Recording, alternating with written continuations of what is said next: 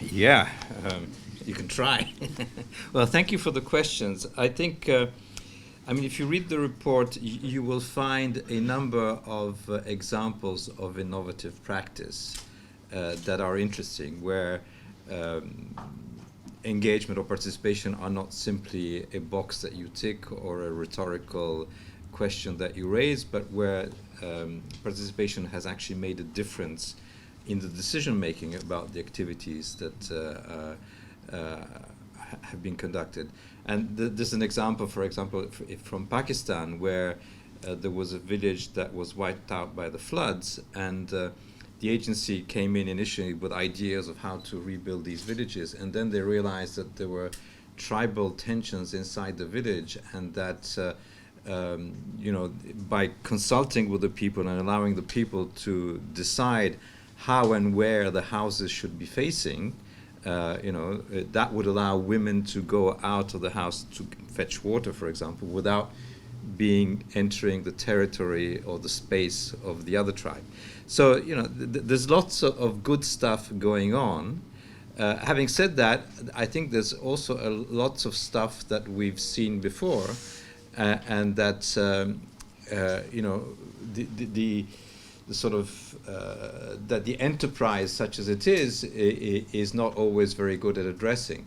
But here, I think there are a couple of new dimensions that came up more in Addis than in the earlier version of the report that we wrote, that sort of challenged our way of thinking about these issues. One, and Dana mentioned it, is around the issues of power. And the three levels of power that very clearly were sort of discussed and argued over in Addis. The power relations within the community, we're familiar with those. The power relationships between the aid agency and the community, the insider-outsider relationship, and also the relationship between the international NGOs and the local and the communities. And perhaps more importantly, because that was kind of a challenge that Robert Chambers put to us, were the power relationships inside the agencies.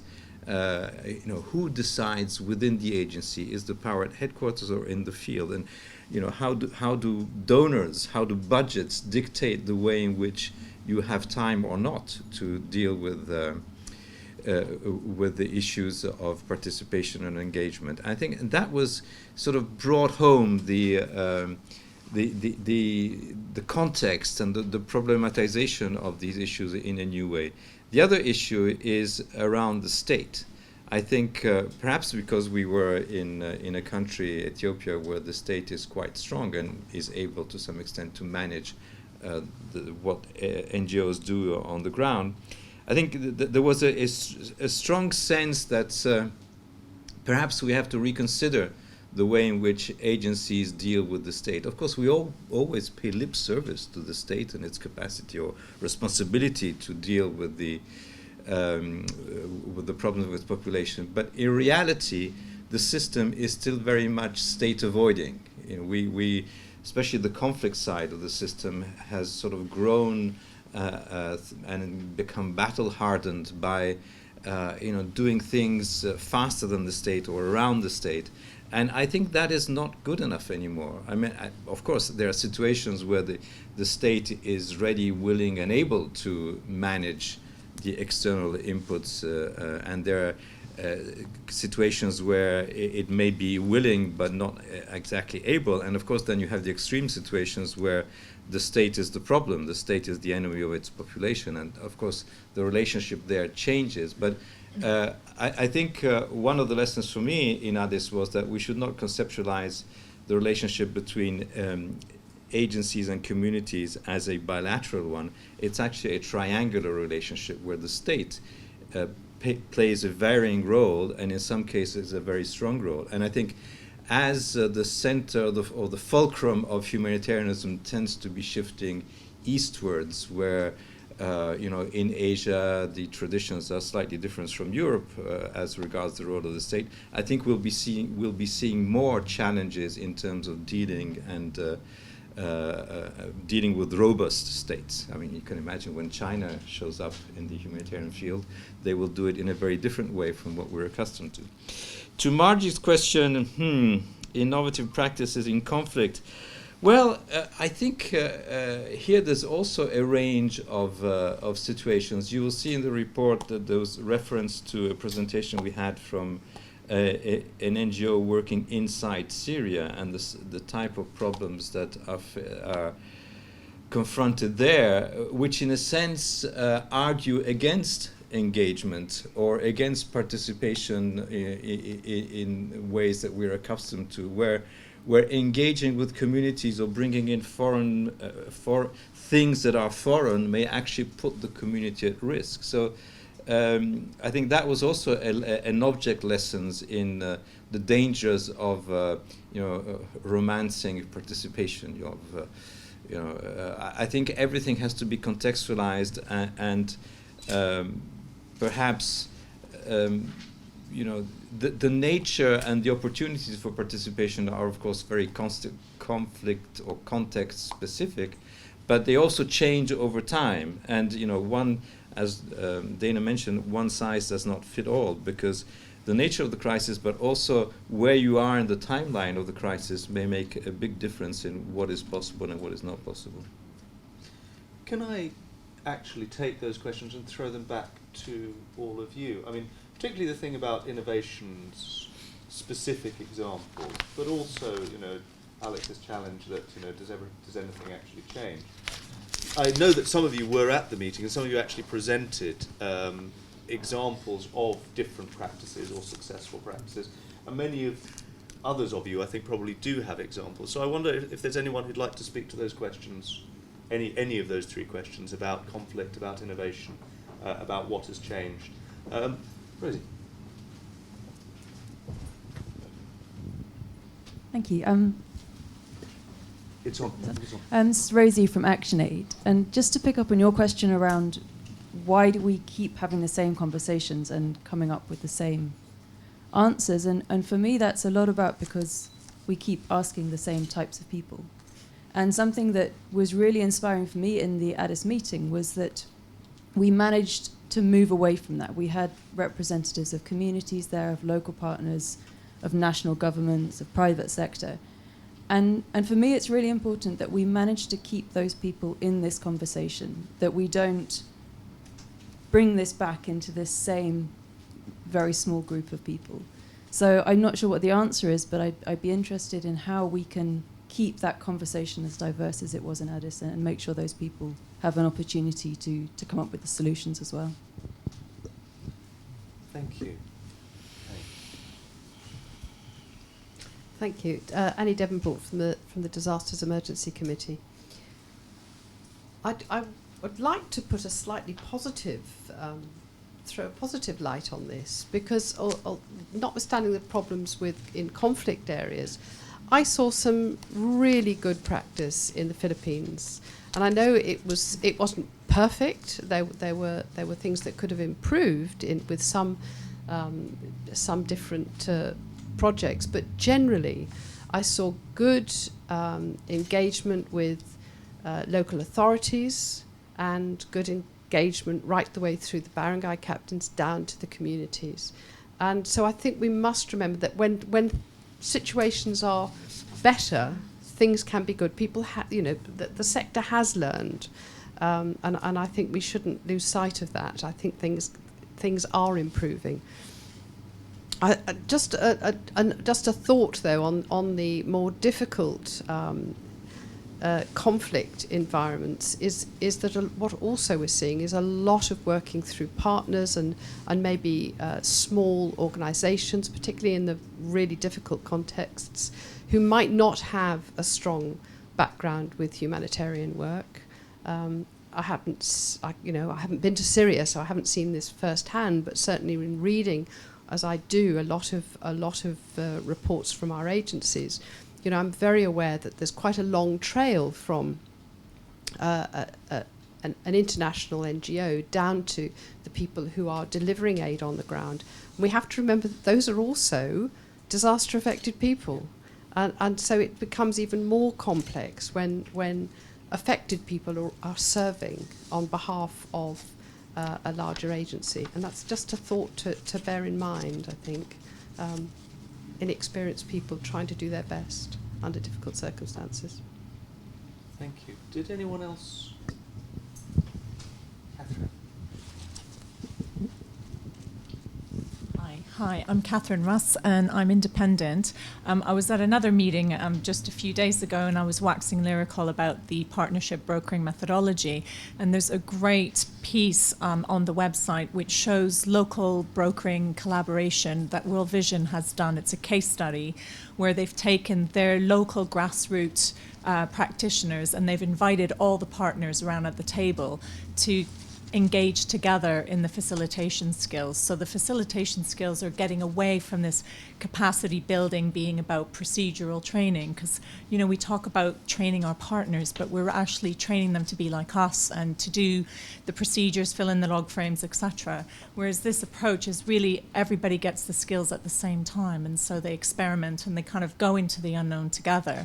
And the things that come out of it are really spectacular. And if you read the case study, most of the local brokers are basically saying their relationships are transforming, they're doing different things with their partners, and it's allowing them to just look at things and do things completely differently. So I would just really urge you to read that. It's called Local Brokering, World Vision and PBA. So I can give you the link to the publication later. But it's just very encouraging that there are approaches. But I think it is about the power has to shift both ways. So the power, we have to give up some power, but local communities also have to grab power too and learn to take it and use it. And this is a nice way where both are working simultaneously. Hello, Rachel Houghton, CDAC Network.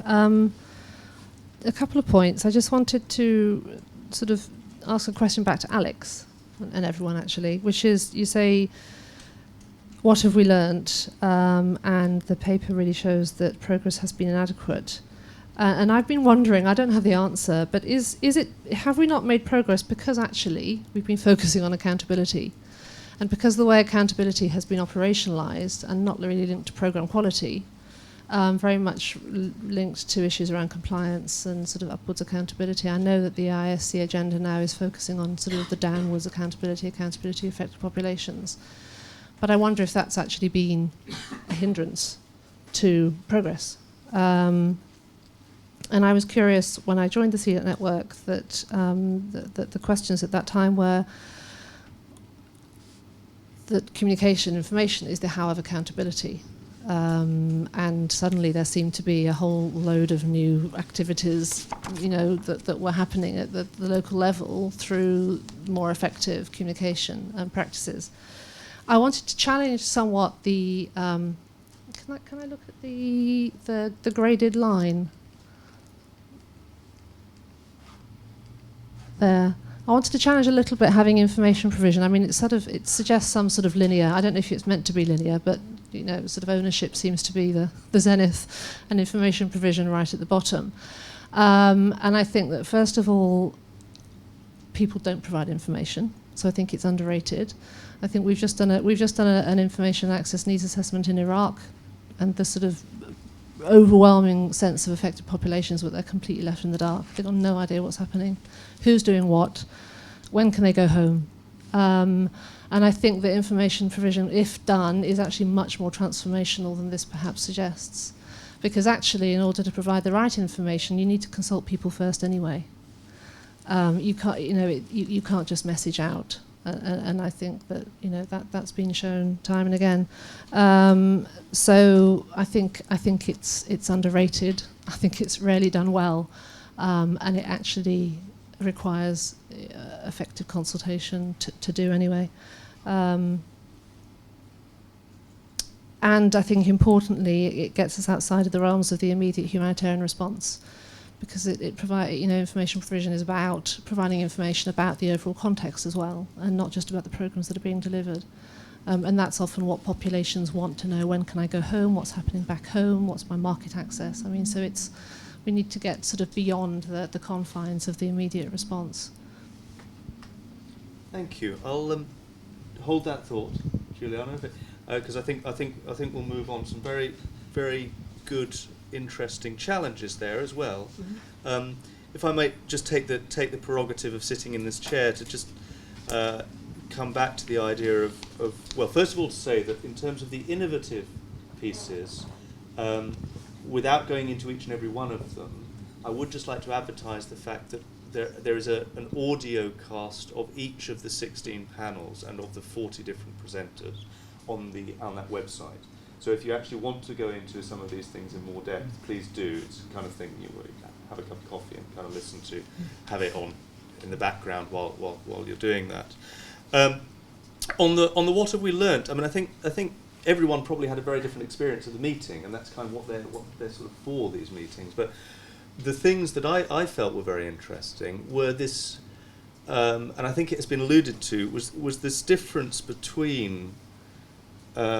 I think we've learned that accountability and participation aren't the same thing, and that it's very easy to kind of put all of these things in a generic box, and it's all kind of, and putting them in a box like that, and not actually recognising that they are very, as colleague Alice in Alnap says, they are actually very distinct and different ways of addressing the same problem, where the problem is power,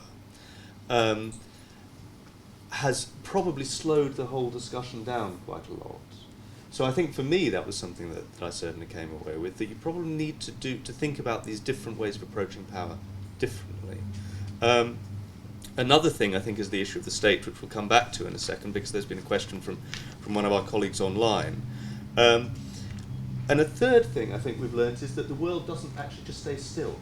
And so a lot of the things that are, as you would expect in a not particularly huge sector, a lot of the things that are perhaps the most innovative are not things that have come from inside the sector, but are the sector adopting changes that are happening in the outside world. So, we have all the work going on around telecommunications, and around, the possibilities that those allow. We have the work around cash, which of course gives people a lot more decision-making power right there. And that a lot of those things, sometimes it's not necessarily about thinking up, in our box, this incredible engagement approach, but rather more, as I think Rachel is suggesting, kind of looking outside and thinking about how we interface and respond well with the world. So I don't think it does look like it did 10 years ago. I'd challenge you back on that one. I think it looks very different, but not necessarily because it's just been a bunch of humanitarians sitting in a room thinking up ways to make it different. I wonder, Dana, there's a couple of thoughts there. I'd really like to pick up, if we could, on Rosie's question about how do we keep this conversation open. I'd also like to throw in a couple of things from colleagues who've been participating online. Some great questions here. It's just a question of choosing between them. So let's start with, because it's not really participatory, is it? When one person's doing he gets to make all the decisions. Well, let's kind of do them in order. So maybe we could. Anything else you want to talk about is also good, but maybe Rosie's question about keeping this conversation open or comments about keeping it open. Michelle Mercier from Human Touch is asking whether you have any thoughts on how to overcome contradictions within the system, like the fact that professionalism, which presumably improves quality, also increases distance from disaster or crisis affected people, and that another contradiction I think that Michelle is suggesting here is that by putting more and better accountability systems in place, we make things so complex that nobody actually understands them and therefore can't engage with them. So do you have any thoughts about those contradictions around this and how they might be addressed? And then the third one is take a couple of thoughts about the state together. Is conceiving the relationship between crisis-affected people, external actors, and the state a bit simplistic, when, particularly in context environments when it's very hard to know who is the state at any given point? And also on the state, do we seem to rehash the same old issues, as I think Alex was suggesting, because we're so wary of communicating with the state and not being sensitive to power relations within the state. Is that something that you'd agree with? So I think maybe we could start, take what you like, but maybe start with the first two, and let's see how we go. Sure. I think Rosie's right. I mean, I was very encouraged, I think, by the discussion and just the representation. I mean, certainly we had a lot more of us from the sort of outside and external people, but we did have people from the affected communities, and I think ActionAid and others actually helped to bring them there and to help to coach. And I think there's an element of are we inviting people to participate in our processes, or how are we thinking about when we go and engage in their processes? And it was interesting talking to some of the women who came from northern Kenya about, and I just thought, how does this look to them when they come to this really nice hotel in Addis Ababa, and we're sitting here talking about humanitarian aid, and they're coming from very difficult situations. And so I think putting ourselves in other people's shoes and maybe we need to be having more of our meetings and our discussions at the place where humanitarian action is actually taking place. And obviously that by doing that in Addis, we accomplished that in some ways. But I think that absolutely, if the conversations are going to make progress, I think having more people involved in them and bringing up a lot of the issues that people that were coming from a range of contexts. And I think we had a lot of local organizations as well, which really were highlighting, and I think there were definitely positive things that were highlighted in the Philippines, but there was also a sense that there was still a lot of exclusion, even within a lot of our coordination structures, that we still, even though you're working in the Philippines, which has a lot of capacity, a lot of strength, a lot of, both in civil society and the government, there was still, the majority of the people sitting around the decision-making tables were largely still, a lot of the time, coming from the outside. And I think that has to change. And I think on the professionalization issue, I mean, I think that we've gotten so far in our professionalization, also in terms of technical specialties. And I think one of the things that came out is how these they're human skills. They're skills that all of us, irregardless of what sector we work in, need to have better skills in terms of how do we facilitate, how do we listen, how do we actually ensure that those who, and it may not be, I think that certainly one of the trends is that it is often not the the expats and even the international agencies who are the ones engaging with communities. And so how do we make sure that those people in the very front line are supported, have the skills, have sometimes it's a lot of conflict management as well. And there's a whole range of skills that we don't typically train for. And so our professionalization is there, but it's not always in the skills that are really most needed to be more effective at engaging with the government. Same thing, whether, and negotiation skills and so on are really critical. And maybe I'll let Antonio tackle the state question. On the just a word on the issue of is the balance right between professionalization, institutionalization, proceduralization on one side, and the nature of the relationship and the solidarity of the relationship between outsiders and insiders. I think Robert Chambers, and I think it's in the report, lamented the fact that generalists are now much less valued in our work environment than they used to be in the past, and that maybe we need more generalists, in a sense, people with good bedside or humanitarian side manner, rather than technical specialists with a very narrow perspective.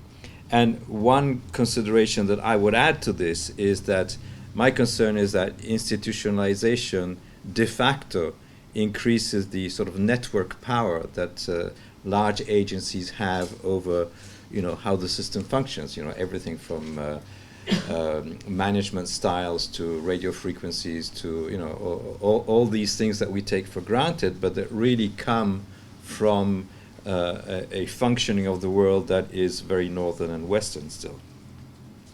On the state, and yes, of course, what I said about the state was very simplistic.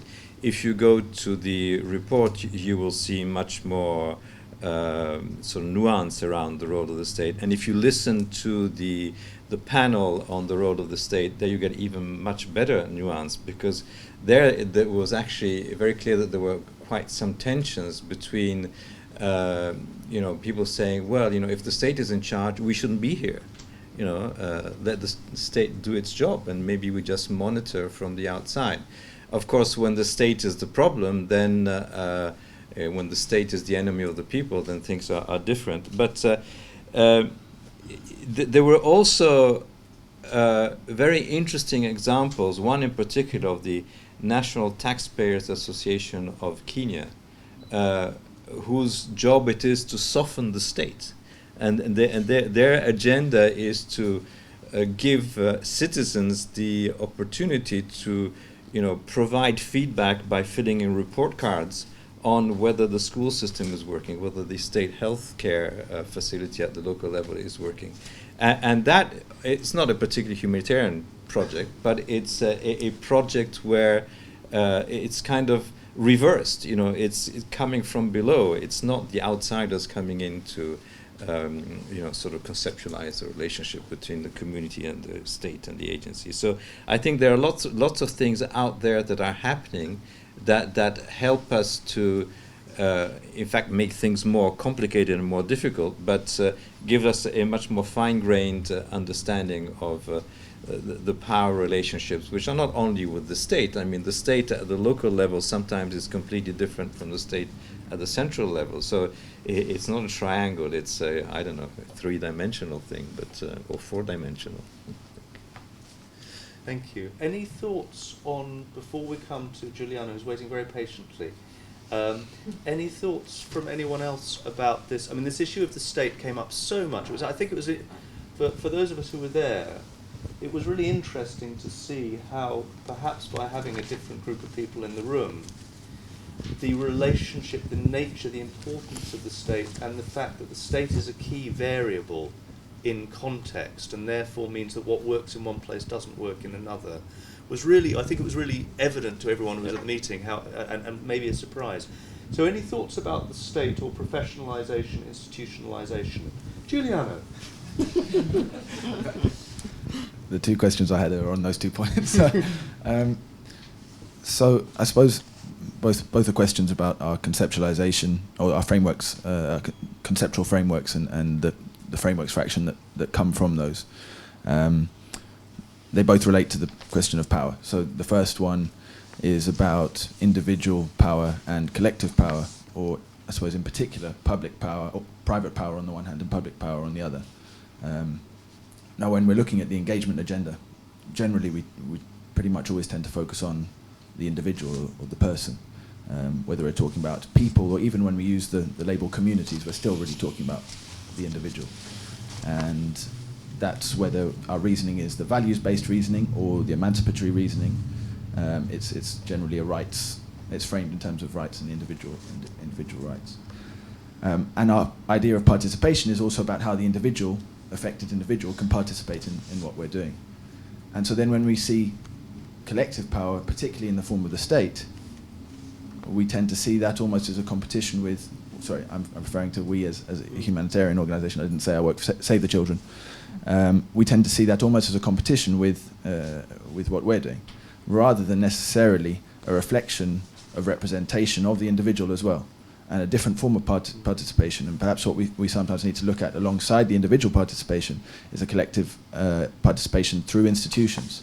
And that maybe there aren't those forms of democratic representations that we might assume to have here, but there will be representation through consumerism, through service users and service provision. So I suppose my question is, with that, how do we try and conceptualize collective participation alongside individual participation? The second is about, it relates to professionalization. When we see a problem or an issue related to engagement, particularly over the last 20 years, the tendency has been to draw from managerial culture. As humanitarian agencies have become increasingly managerial, we've drawn managerial tools, which might very well focus on a question of accountability or participation individually or a group of issues, but they'll always assume and reinforce a certain hierarchy. Just the very idea of upwards or downwards accountability assumes a hierarchy, and it assumes a role of as managers for humanitarian agencies, which sometimes might be problematic because of questions of legitimacy, or certainly democratic legitimacy, and sometimes if it's from donors it might not be if it's a question of a state and actions within that state. But I think we also need to try and draw from other disciplines and see how we can look at other ways of conceptualizing solutions and forming practical solutions to some of the problems of engagement without necessarily always having to look at what are essentially top-down conceived and replicated tools. Thank you. Other thoughts? Particularly around these areas of professionalisation and the state. Sorry, professionalisation and the state, two separate areas. Does anyone have any experiences that they want to build on Giuliano's thinking? Please. Hi, my name's Andre. I work with MSF. There was quite a lot of different points that came up throughout this, and you had noted that in the conference there wasn't as much participation from the more Donatist tradition-based NGOs. So sorry we weren't there if we weren't there. But that being said, these are questions that we ask ourselves a lot regarding accountability in the sector. We've been trying to run some very loose, open-ended projects on better understanding what kinds of feedback our beneficiaries, our patients have for us, in the most open-ended kind of anthropological investigations that we can in terms of researching that. We find all kinds of different things from it, largely with an instrumentalist view that you had offered earlier, that service provision is what comes first. Talking about the role of the state and aid agencies, MSF has a very specific mandate in that it's an emergency actor, usually, not always actually. A lot of our stuff that we do spills over well outside of an emergency phase of something. If you zoom out a little bit, or if you want to look at it through a different angle. But I guess the bread and butter of this organization is quite limited and very specific. It's in a different way from multi-mandate agencies. And this is what our strength is in doing the emergency work that we do, is that we have, our methodologies are more about providing services in an acute crisis, in a moment of acute need. So in a sense, a lot of the longer term questions about what happens next, about engagement, about post-crisis phase, those aren't at the fore for accountability when in emergency health, for example, is did you deliver it on time? Like, were people able to access healthcare in the time of crisis, or were they not? Coming back to the role of the state and engagement with the state, engagement with communities, in conflict scenarios, talk about the state being the enemy of the people. It's not that, you know full well, because that it's not that simple, that there's a lot of factors involved in a conflict, that there's a whole political economy that develops on local levels in every conflict environment, that's whether it's internal or external, and that oftentimes there still is a role for an outside NGO to play, for foreigners to play on the front lines that actually helps communities defend themselves from the powers that seek to marginalize them.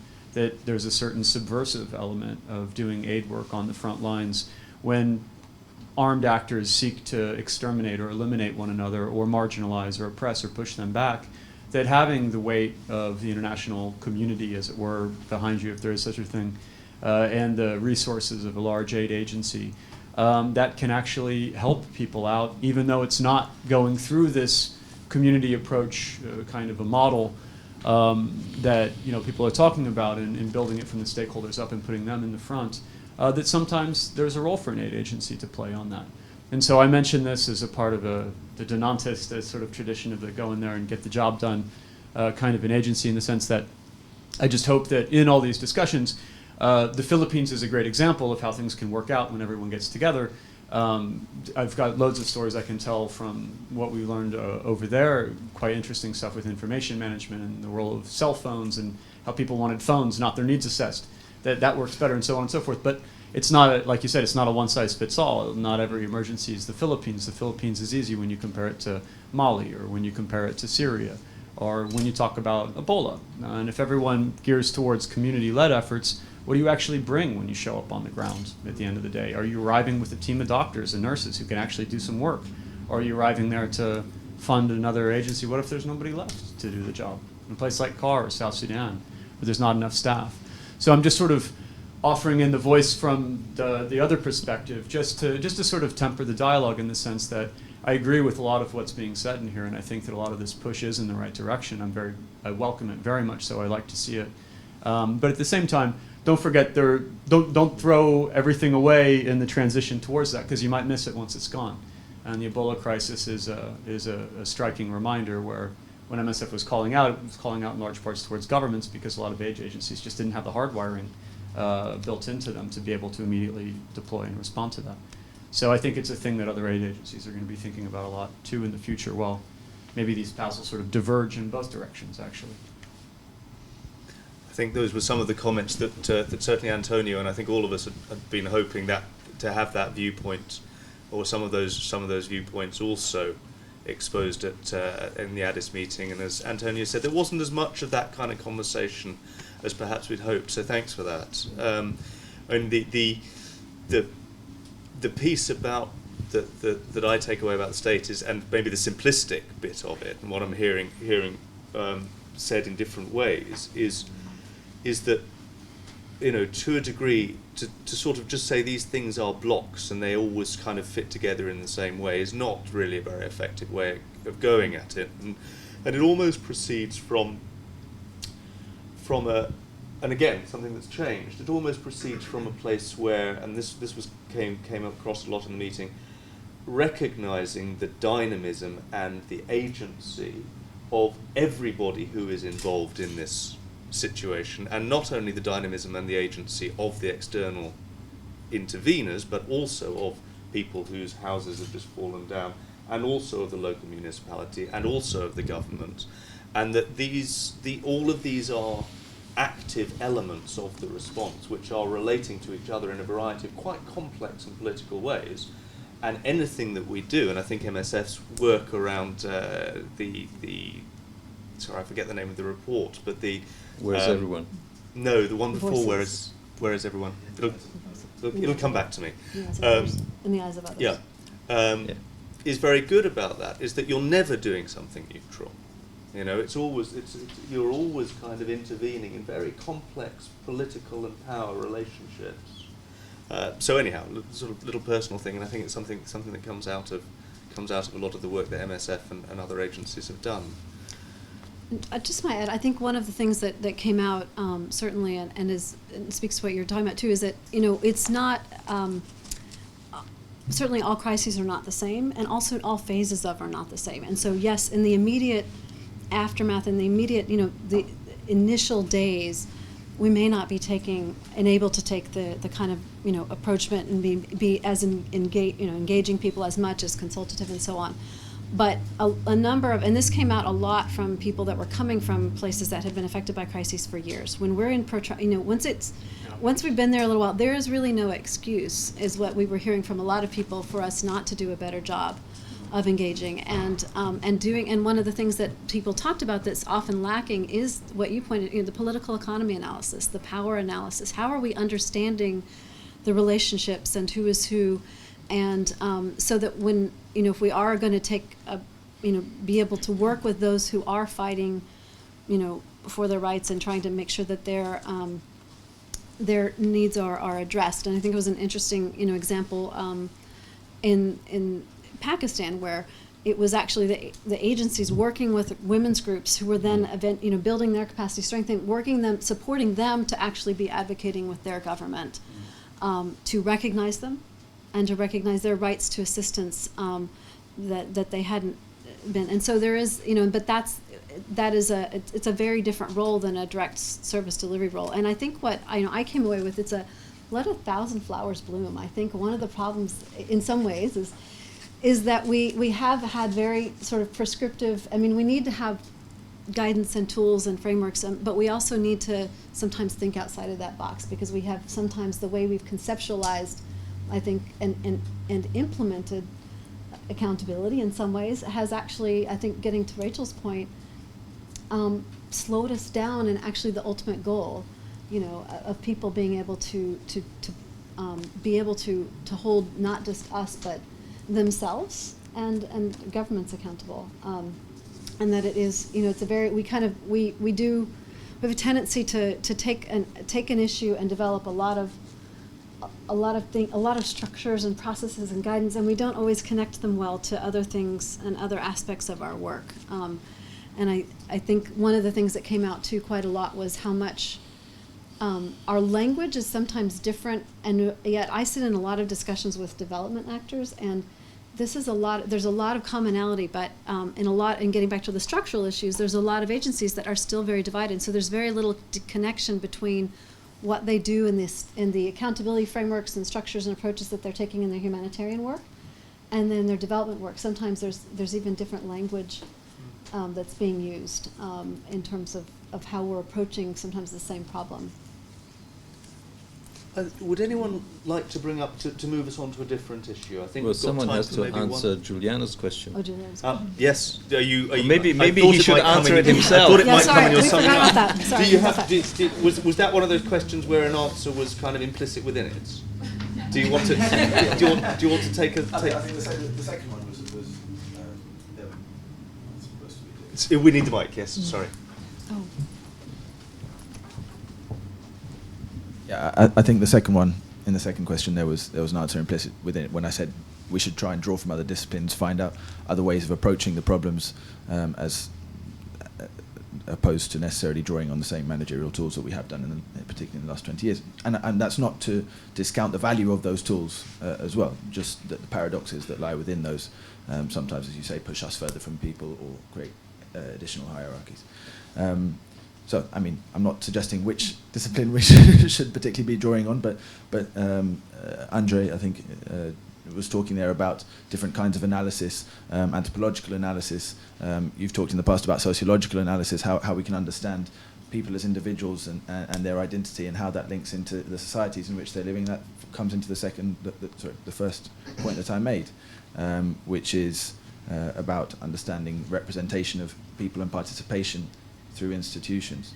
I think we need to do a fair bit more work on this, and I think, in fact, you were talking just now about the development sector having a slightly different language to us. I think they've drawn on the ideas of Robert Chambers and Paulo Freire before him in a way that we haven't quite done yet in the humanitarian sector. Mm-hmm. And there's probably reasons for that, because we've seen ourselves as the firefighters that dip in and dip out.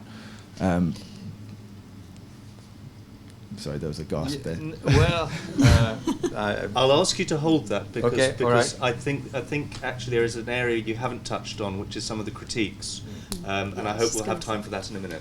So I think there is more work to be done on really understanding the mechanisms of empowerment, if we're talking about empowerment, and the extent to which it can be a totally endogenous process. And I'd say that's where we need to start focusing in terms of our conceptualization.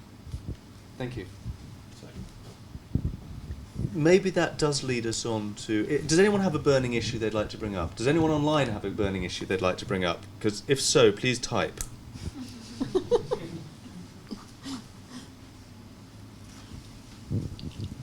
Alex. Thanks. Could I ask a different question? So this has been a very interesting and broad conversation.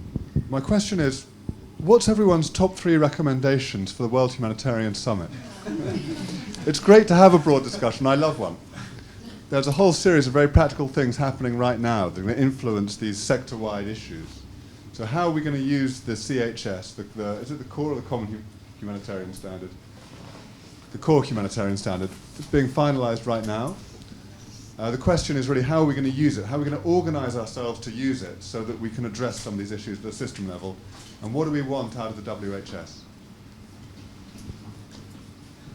I'm going to throw that one to the room first, and then ask Dana and Antonio to give a couple of ideas, and then maybe Antonio, you can round up the conversation for us. So, what do you want? What do we want from the WHS with respect to the issues of accountability, participation, and engagement? The wish list to take to Istanbul. Would anyone like to sort of put something on the list? Rosie. Well, one very practical thing that I would like to see, and I'm not optimistic about it happening, is that the World Humanitarian Summit would publish how much money it's spending, its budgets, and allow scrutiny by communities of that. And if they can't justify how much they're spending, then perhaps we're discussing the wrong things. As I say, I'm not optimistic, but that's what I would like to see.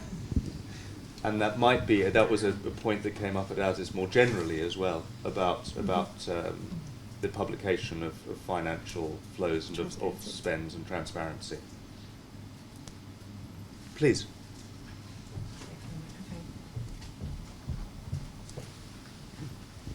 Lucy Heaven-Taylor. For those of us who participate in the IASC AAP PSEA task team, That's a mouthful.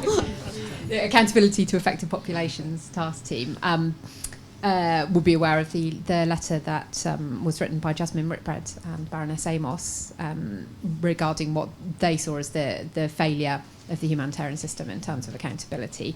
And I would hate to misrepresent what the task team thinks, but I think certainly more responsibility taken by humanitarian coordinators within the UN system for implementing accountability to affected populations will be a good start. Thanks, Lucy. Adding to the list? I mean, this is wish list stuff, but it's great, as Alex said, to have a broad discussion. But it's also great to get some consensus about what we think accountability is, how we do engagement, what a core humanitarian standard looks like, some energy behind actually adopting those standards. And I mean, we've all been involved in this industry for many, many years, and we're still a relatively young industry. But if you compare with other industries, it feels like there's still a lot of kind of chaos and confusion about, what are we after? What do we think is most important? So consensus, clarity. One more? It's John.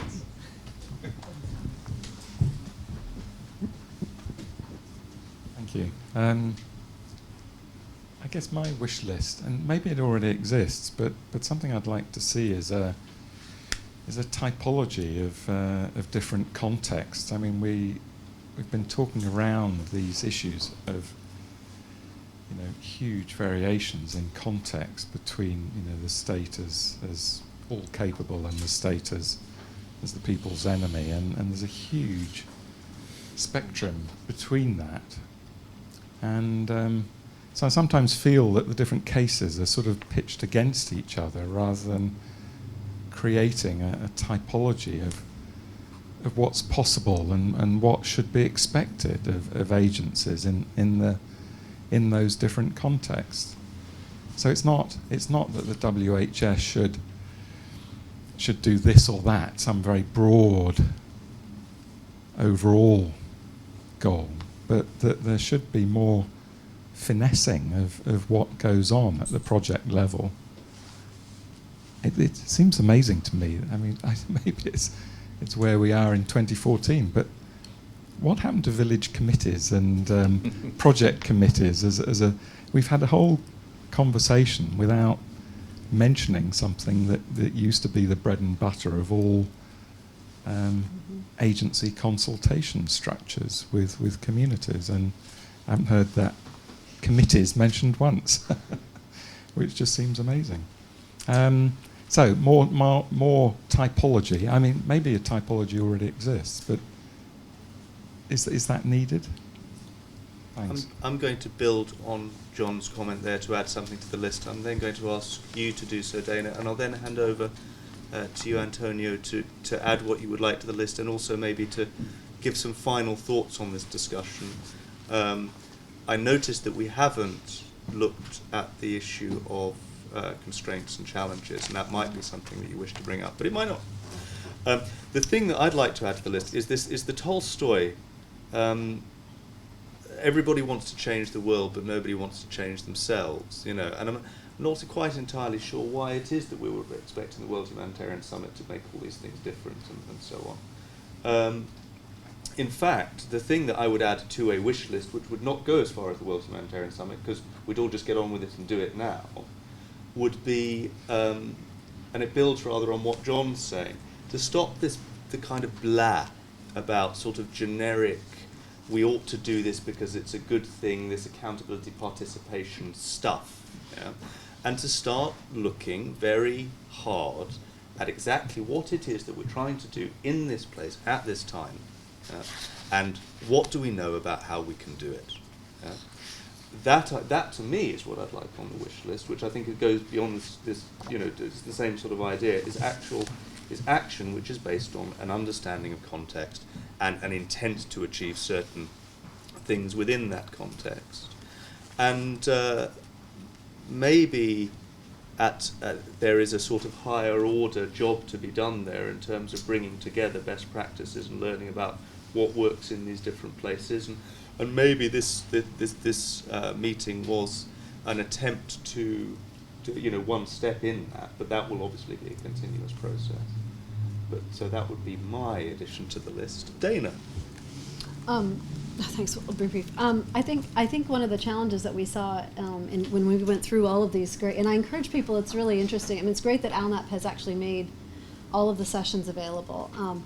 And I was struck, I have to say, by a lot of the positive, a lot of the examples that had shown progress, and how many of them were not in the most difficult places always to work. They were not in some of the hardest contexts, and they were often in places where people had been for a much longer period of time. And so I absolutely agree, and we have to distinguish between, a lot more between not just the political context, but obviously are we just responding to disasters where it's going to be probably a shorter term versus the, much more protracted conflicts and so on, and where we are in that. And I think that, I think there needs to be a lot more learning about what does work and what doesn't, but not just also from the development field, but there's a lot from the peace building and other fields where there are also people that are trying to, engage and doing things in different approaches that we can learn from.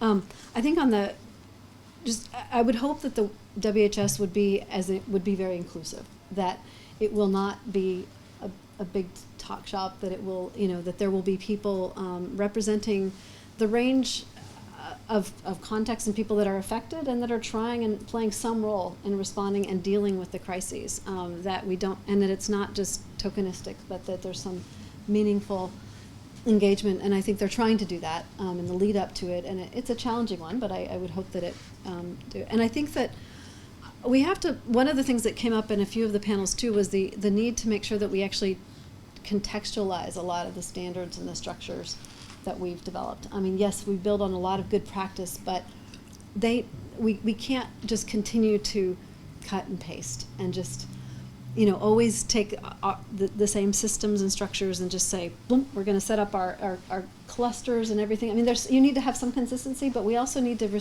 really understand what's needed and what needs to be prioritized, and making sure that the structures that are that we think are necessary are connecting to and reinforcing and supporting existing structures, and making sure and working to make sure that they're actually as inclusive as possible, because it's not as if all local structures are completely representative either, but we need to do a far better job of understanding what exists and working with that and supporting it, and whether that's committees. There are a lot of things a lot of times we're completely oblivious to existing structures that may be organic and that kick into play when something happens. So I'll stop there. Thank you. I'm looking at my watch only because I'm aware that we've come to the formal end time.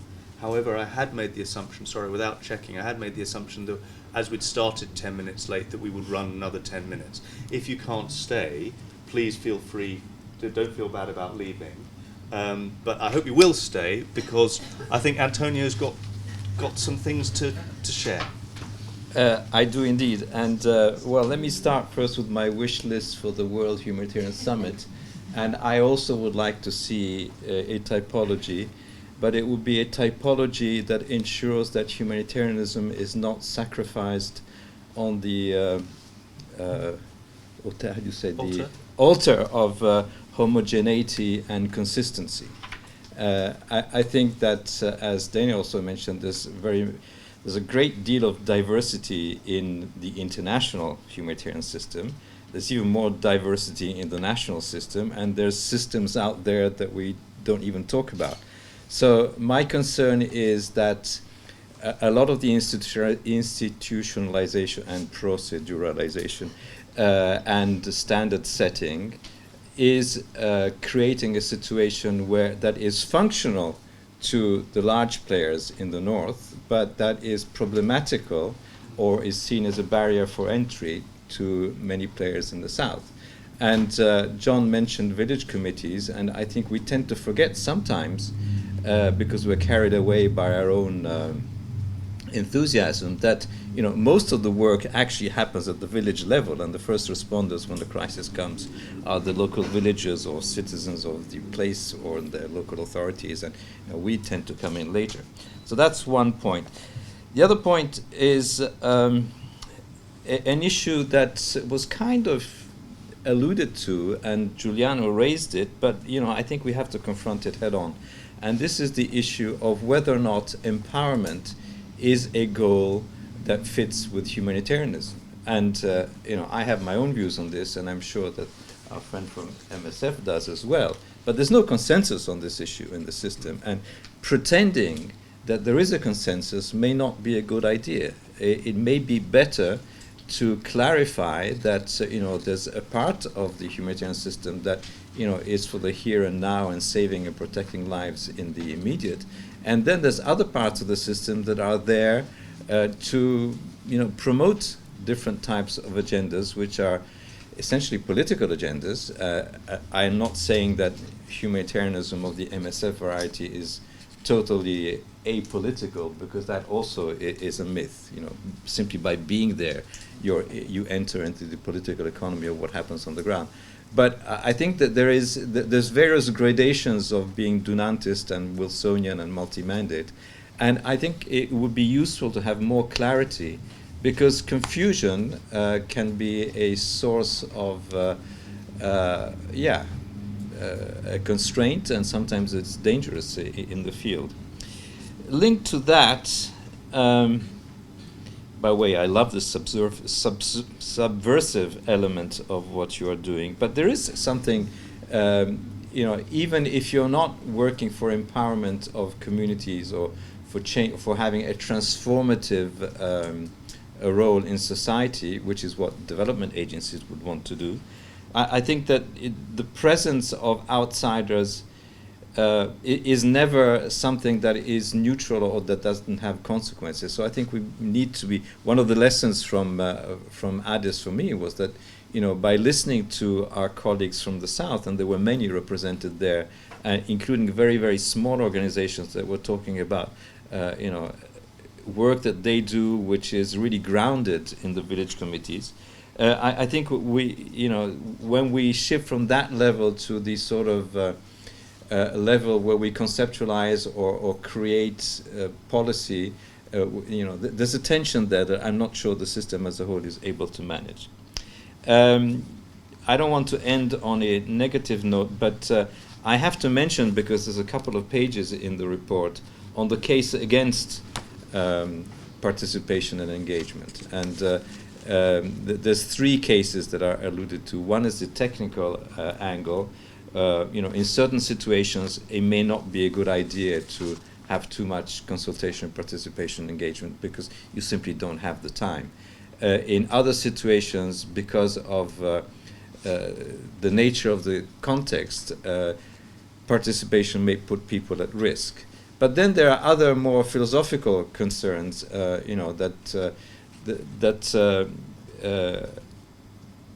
participation.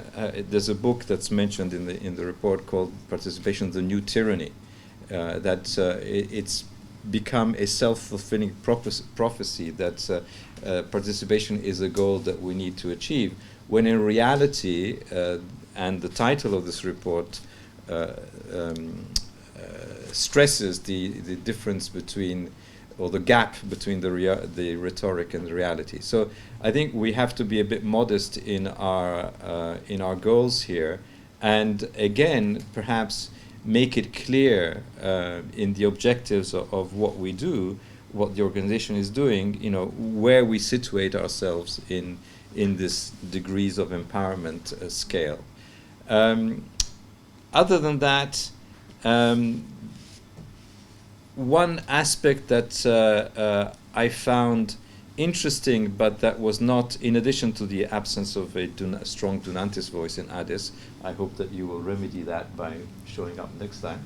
The other aspect that sort of concerned me was that there was still a lot of focus on stuff, on assistance. There was focus on non-material needs in terms of communication, but the protection dimension of crises was it was sort of there, but it was in a kind of a minor voice.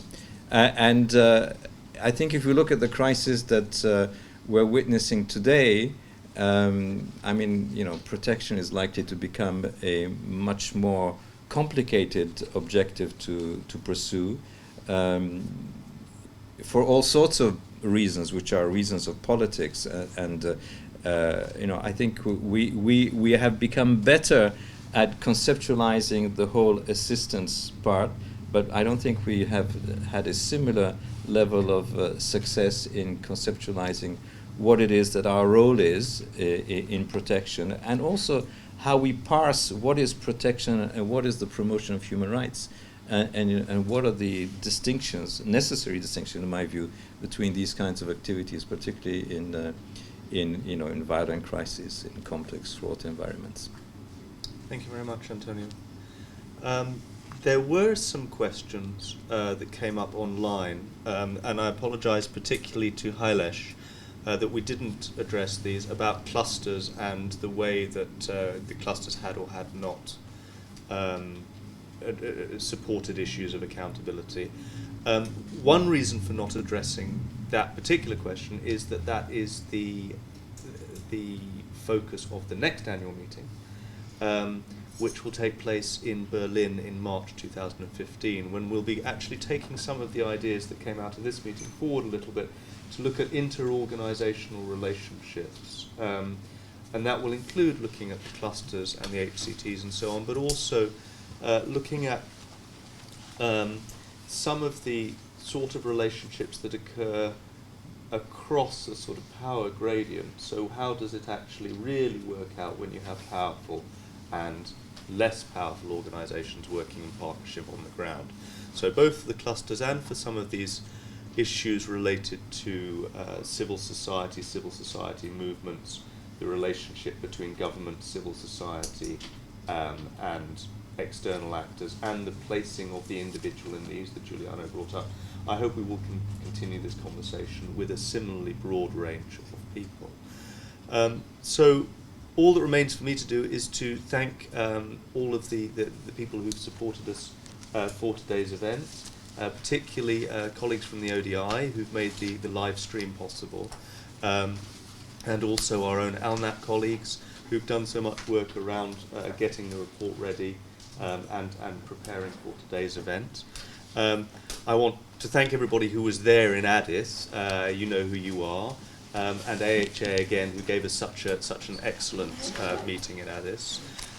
Particularly thank Antonio and Dana for taking a vast amount of material. And I emphasize again that the material is there on the website for those of you who'd like to go into some of these experiences in more detail.